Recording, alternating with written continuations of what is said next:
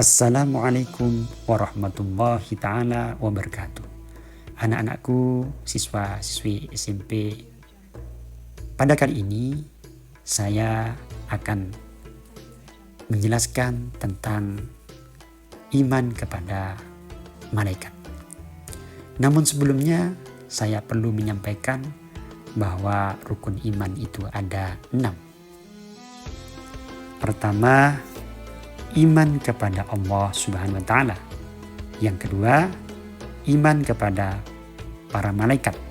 Yang ketiga, iman kepada kitab-kitab Allah. Yang keempat, iman kepada para rasul.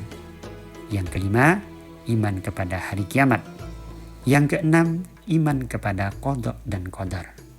Pada kesempatan kali ini, saya akan membahas materi tentang iman kepada malaikat Allah. A. Pengertian iman kepada malaikat. Iman kepada malaikat berarti percaya dan membenarkan dengan sepenuh hati bahwa malaikat itu benar-benar ada dan diciptakan oleh Allah Subhanahu wa Ta'ala. Malaikat itu diciptakan dari nur atau cahaya. B. Nama malaikat dan tugasnya. Malaikat sebagai salah satu makhluk Allah Subhanahu wa Ta'ala yang diperintahkan untuk senantiasa beribadah dan bertasbih, mengagungkan Allah Subhanahu wa Ta'ala, dan untuk selalu taat melaksanakan tugas dan perintah dari Allah Subhanahu wa Ta'ala. Ada 10 nama malaikat beserta tugasnya. Pertama, malaikat Jibril. Tugasnya selain menyampaikan wahyu, juga memenuhi atau menahan hajat manusia dan membawa rahmat bagi mereka yang menjaga kesucian saat sakaratul maut dan mengatur angin. Nomor 2, malaikat Mikail. Tugasnya mengatur urusan rezeki dan memberi rezeki kepada makhluk Allah dan mengatur alam semesta. Nomor 3, malaikat Israfil. Tugasnya meniup trompet sangkakala pada saat datangnya hari kiamat. Malaikat Israfil juga merupakan malaikat pertama yang dibangkitkan pada hari kiamat. Nomor 4, malaikat Israil. Tugasnya mencabut nyawa manusia apabila sudah tiba ajalnya. Malaikat ini akan mencatat serta menghapus nama manusia saat lahir dan mati.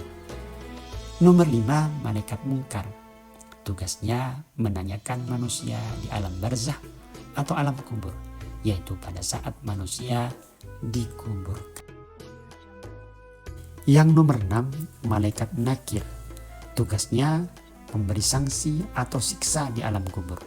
Tugasnya bersama dengan malaikat Munkar. Nomor 7, malaikat Raqib. Tugasnya mencatat amal dan perbuatan baik manusia. Contohnya, jika manusia melakukan ibadah sholat, maka akan dicatat amalnya oleh malaikat Raqib. Nomor 7, malaikat Atid. Tugasnya mencatat setiap amal dan perbuatan buruk yang dilakukan manusia. Malaikat Atid biasanya dikaitkan bersama malaikat Raqib. Nomor 8, malaikat Atid. Tugasnya mencatat setiap amal dan perbuatan buruk yang dilakukan oleh manusia.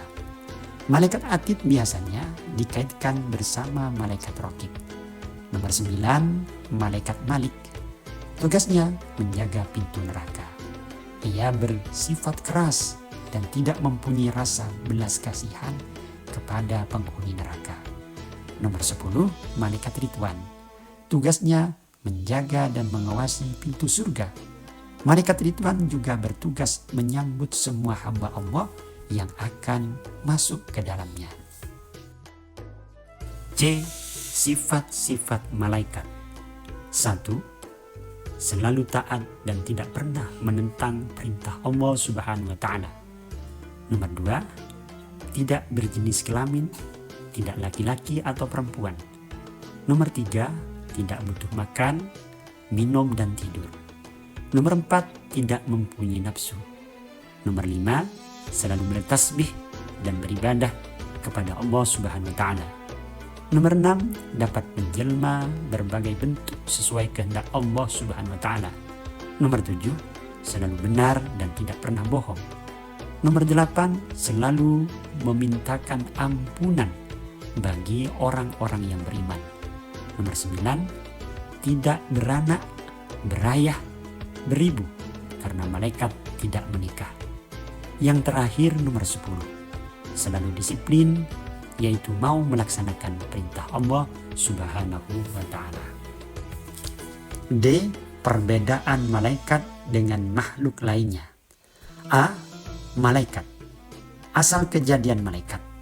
Malaikat diciptakan dari nur atau cahaya.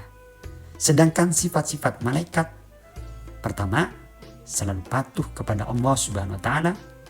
Kedua, tidak memiliki hawa nafsu. Ketiga, selalu bertasbih.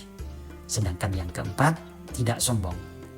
Kemudian tujuan diciptakannya malaikat. Malaikat diciptakan untuk taat kepada Allah Subhanahu wa Ta'ala dan selalu melaksanakan tugas sesuai bidangnya masing-masing. B. Manusia. Asal kejadian manusia. Manusia diciptakan dari sari pati tanah. Sedangkan sifat-sifat manusia, pertama, memiliki hawa nafsu dan akal.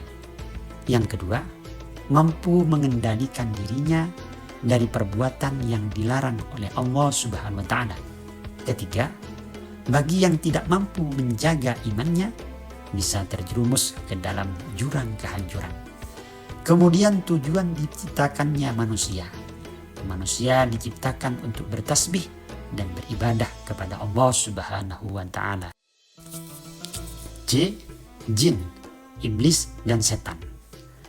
Asal kejadian jin, iblis dan setan diciptakan dari api.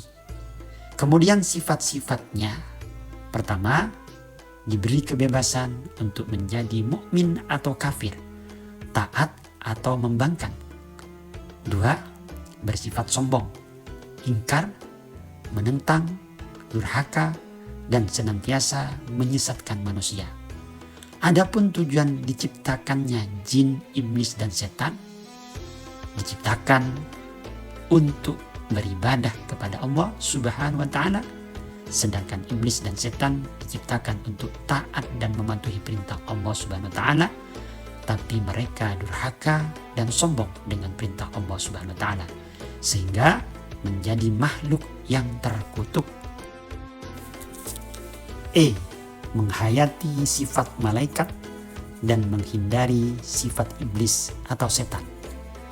Dengan meyakini dan memahami sifat malaikat, hati akan terbimbing ke arah yang baik dan benar. Karena malaikat memiliki sifat dan tugas yang sangat mulia, sehingga kita dapat meneladaninya. Berbeda dengan iblis dan setan, mereka memiliki sifat yang buruk.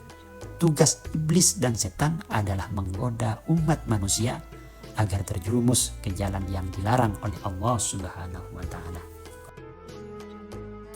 Agar kita terhindar dari godaan setan tersebut, sangat diperlukan langkah-langkah sebagai berikut.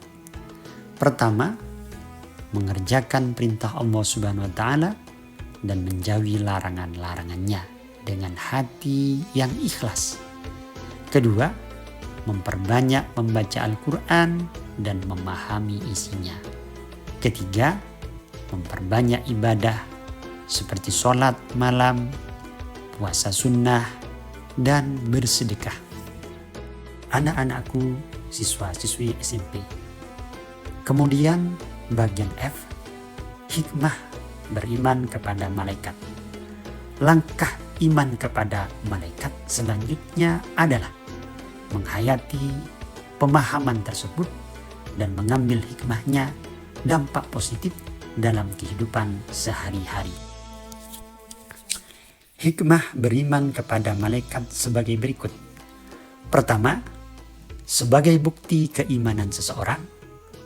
Yang kedua, menyadarkan kita akan kebersihan, keagungan, dan kekuasaan Allah Subhanahu wa Ta'ala. Ketiga, dengan mengetahui sifat, keadaan dan tugas-tugas malaikat akan menambah keimanan dalam hati manusia. Keempat, akan timbul rasa tenang dan aman pada diri orang mukmin. Kelima, akan menambah rasa cinta mereka karena mereka melaksanakan ibadah dengan sempurna dan memohonkan ampunan orang mukmin. Keenam, membangkitkan rasa benci terhadap perbuatan-perbuatan maksiat. 7. Menumbuhkan rasa syukur kepada Allah Subhanahu wa Ta'ala. Anak-anakku, siswa-siswi SMP, demikianlah pembahasan tentang iman kepada malaikat. Semoga penjelasan yang telah disampaikan dapat dipahami dengan baik dan bermanfaat. Akhiran, Assalamualaikum warahmatullahi ta'ala wabarakatuh.